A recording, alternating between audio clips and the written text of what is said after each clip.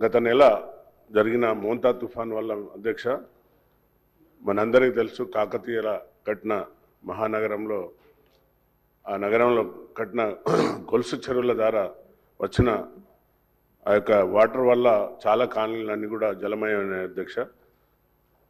గౌరవ ముఖ్యమంత్రి గారు తక్షణమే వరంగల్ నగరాన్ని విజిట్ చేసి తగిన సూచనలు ఇచ్చే అధికారులకు, అలాగే ఎవరైతే బాధితులు ఉన్నారో వాళ్ళందరికీ కూడా ఒక నెల రేషన్, అలాగే హౌస్ హోల్డ్స్ అందరికి కూడా 15,000 చొప్పున ఇవ్వడం జరిగింది అధ్యక్ష. అలాగే మరణించిన వారికి కూడా 5 లక్షలు ఇవ్వడం మేము మా తరఫున మరి వర్ధనపేట నియోజక తరఫు నుండి కూడా ధన్యవాదాలు తెలుపుతున్నాను అధ్యక్ష. ముఖ్యంగా అక్కడ గోపాల్పూర్ చెరువు అని ఉంటుంది అధ్యక్ష. అది దానివల్ల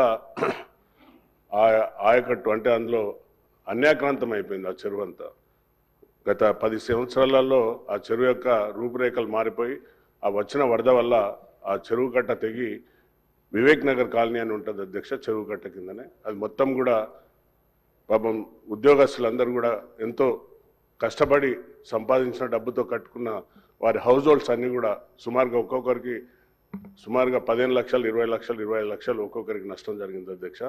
కాబట్టి దయచేసి మీ ద్వారా ఇరిగేషన్ మినిస్టర్ గారికి, అలాగే మా యొక్క ముఖ్యమంత్రి గారికి తక్షణమే ఆ గోపాల్పూర్ చెరువును రివిట్మెంట్ చేసి శాశ్వత పరిష్కారం చేయాలని కోరుకుంటున్నా అధ్యక్ష. రెండో విషయం, సభ్యుడు మాట్లాడుతూ బాంబులతో పేల్చేస్తున్నారని అసత్య ప్రచారాలు ఇక్కడ కూడా మాట్లాడడం సిగ్గుచేట అధ్యక్ష.